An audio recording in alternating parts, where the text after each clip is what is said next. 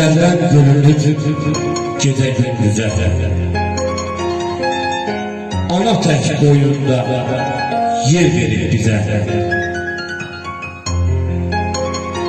Özü boyda möcüzedir möcüze.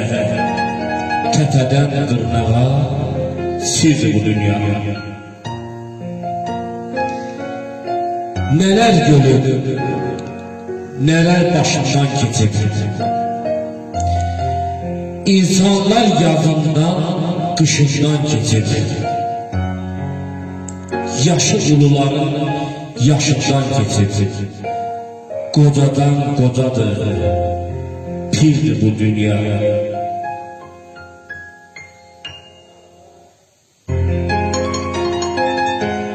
Gah doğru olurdu, gah ki güman.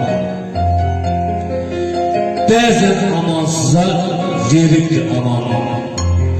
Kiminin gözündə bir gün saman, kiminin gözündə tirdi bu dünya. Bəzən açıq, bəzən solub gül kimi, qalmayana ötüb keçib yer kimi.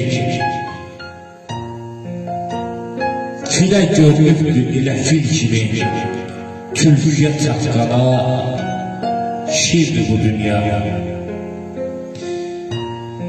Bir yüzü gündüzdür, biri qaradır. Bilmirik yolumuz hələ haradır. Cənnət, cəhənnəm də elə buradır. Ay qazqaz hamıya birdir bu dünya.